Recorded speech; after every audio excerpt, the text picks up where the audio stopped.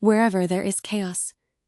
The chronomantic anomaly began at 0400 Zulu time on the recently colonized planet Brux.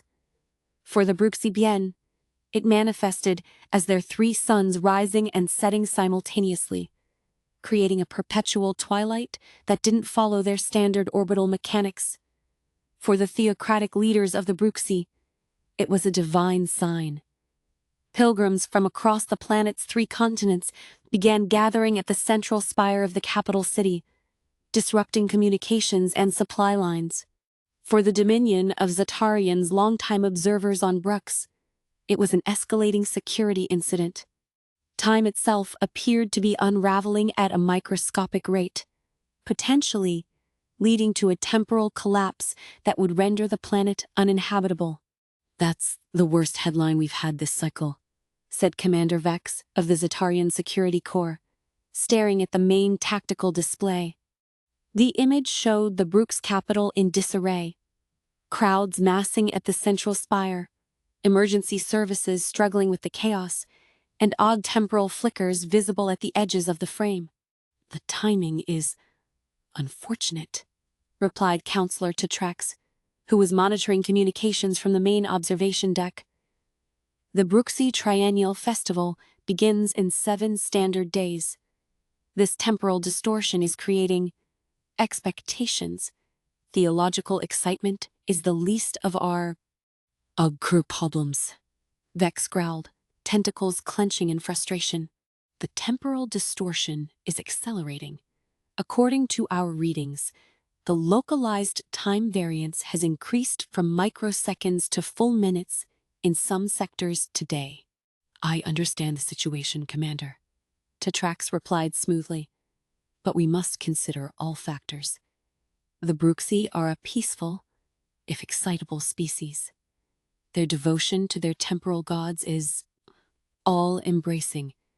If we don't address the theological implications of this anomaly, our security situation will deteriorate significantly. We need to contain the temporal anomaly first," Vex insisted. "Security forces have already cordoned off the epicenter, but crowds continue to breach the perimeter.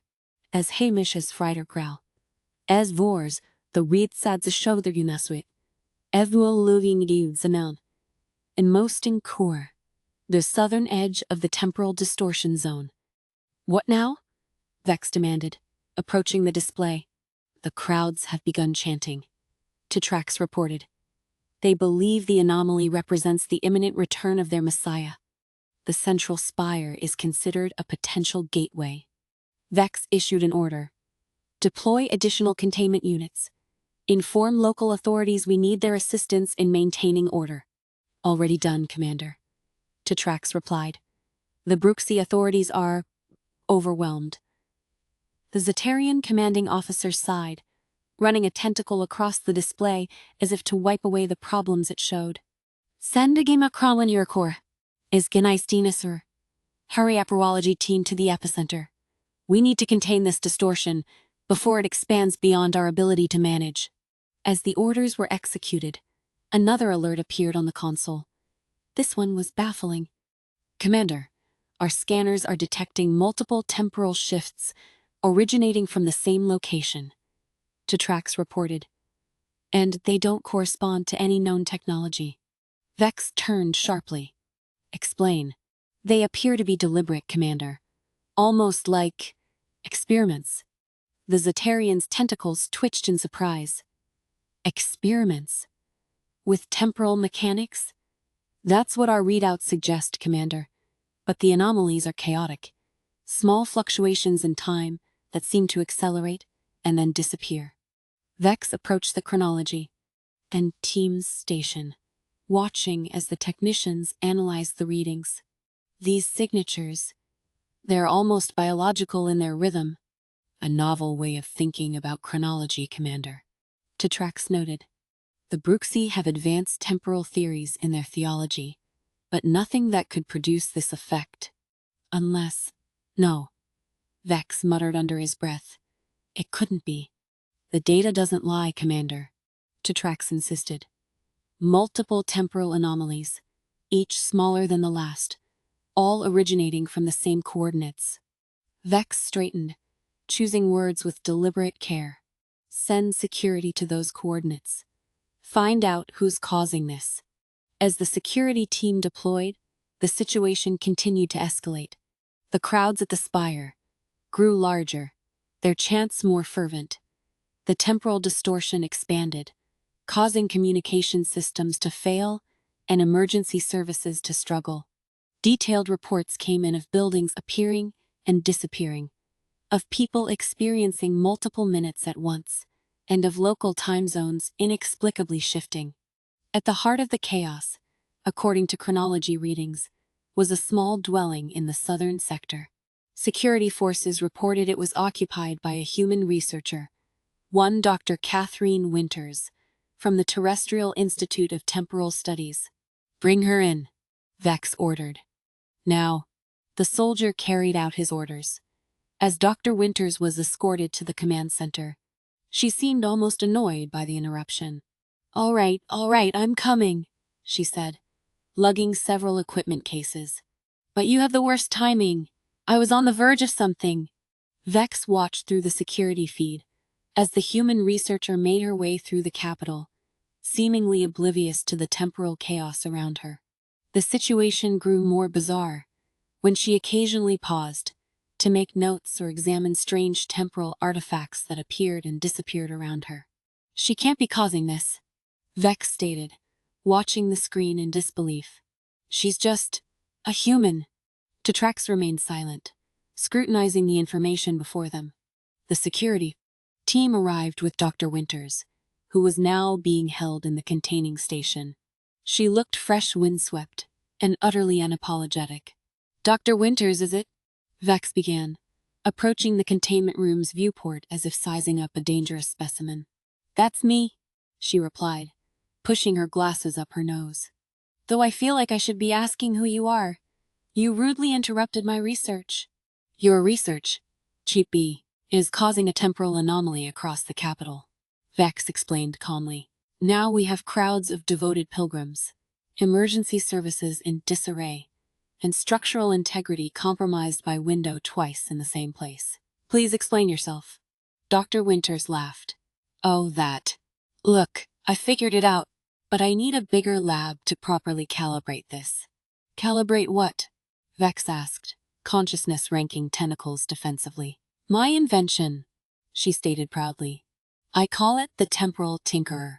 It's a chronomantic device that allows for targeted temporal adjustments."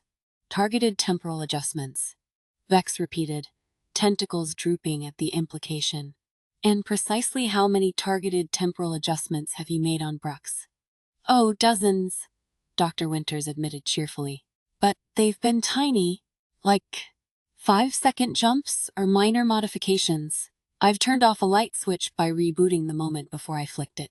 "Very efficient for a human," Vex muttered. "But don't you see? This is problem us. Small temporal adjustments without collateral damage." Dr. Winters gestured excitedly. "I can even reverse it."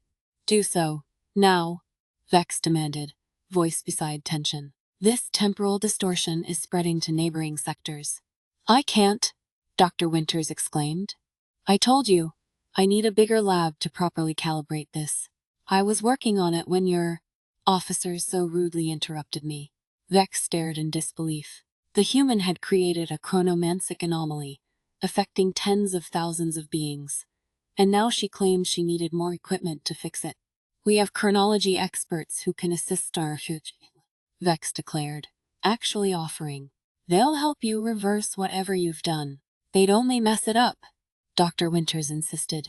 "Humans do this kind of improvisational temporal science best. Our brains are wired differently, or you lack proper training and protocols," Vex retorted. "Look," Dr. Winters said, pushing her glasses up again. "I don't have time for this bureaucracy. Multiple temporal zones around me are collapsing simultaneously. I need to get back to my workstation." As if on cue, the chronomancy anomaly intensified. Buildings along the southern sector flickered in and out of existence at a rapid pace. "The distortion is increasing," Tetrax reported from Multanthasek to control room. "We need to contain it before the entire city is affected." I know, Dr. Winters admitted, watching the display with concern. That's what I was trying to prevent. I designed an emergency shutdown protocol, but I need to be at my station to activate it. Vex considered the options. He could detain the human and attempt to fix the anomaly with Xatarian technology, potentially causing more damage. Or he could trust the human who seemingly had no concept of appropriate protocols. Commander, the emergency broadcast system is active, Tetrax reported. The pilgrimage has begun. Over 1 million Bruxi are moving toward the central spire. Vex looked at Dr. Winters, then at the developing crisis on the main display. All that temporal chaos, and a human at the center of it. Commander, we have to stop this, Tetrax urged. With a push of his consciousness, Vex made the decision. Release Dr. Winters. Provide her with access to the southern sector. The southern sector is completely unstable, Vex reminded himself. Exactly, Dr. Winters said as the bridge released her. Temporal chaos is my specialty. I can fix this. What Vex meant by his concern was a strange feeling of déjà vu. It seemed more than temporal. The lights flickered, and it was still like Vex had done this before. Tell a human researcher this way, and another thing to remember. Also, if he wasn't careful, he might too hard explain why the Bruxi were getting emotional. Dr. Winters journeyed to her workstation, back into the heart of the temporal chaos. Security forces created a perimeter, and the human researcher entered the dwelling she had been using as a lab. From a distance, Vex and Tetrax watched as she connected several devices to a central console. This is it, Tetrax reported, voice trembling with tension. Either this works, or we have to evacuate the entire planet. All in a day's work for humans, Vex muttered, watching the display with growing anxiety as Dr. Winters made the final connection to her temporal tinkerer device. The anomaly is spreading, Tetrax warned. We need that shutdown protocol activated. She's ready, Vex reported, observing the monitor feed as Dr. Winters took a deep breath and placed her hands on the console in what appeared to be a familiar gesture. Here goes nothing, Winters said to herself as she simultaneously fingered 3 buttons on the console and pulled one lever to the right. A temporal cascade occurs approximately 70 years ago, in human time, Dr. Winters explained through the open channel, seeming to entirely at ease. Part of it centered in the northern sector of what is now the Bruxi capital. Vex watched in disbelief as buildings, streets, and structures from the past appeared and disappeared in rapid succession. But now, with purpose, a smaller, older version of the Bruxi spire materialized, then vanished, then materialized again at a different spot. Small temporal adjustments centered on targeted knee conceal patterns. Think of them as offshoots from the main temporal line rather than rebounds. Dr. Winters continued calmly. It's like plumber shooting a smaller hose at a specific part of pipe. But you were adjusting time, Vex reminded the stranger. Silicon's a huge time frame, the human told, glancing back at his reaction and higuration. Minor adjustments as needed. We called it reconstruction. We essentially used the temporal tinkerer to amplify the effect and stabilize the anomaly. As if on cue, the 3 sons of Brux began to behave normally, rising and setting in their regular cycles. The temporal chaos subsided. The central spire returned to normal, and the communication system stabilized. This is impossible, Vex muttered, staring at the newly normalized display. We couldn't even identify the chronomantic signature. That's because your technology wasn't built for fingers, Dr. Winters explained, holding up her hands with what Vex could only assume was clever intent. Human neural pathways process temporal mechanics differently. We think in smaller, more intuitive terms.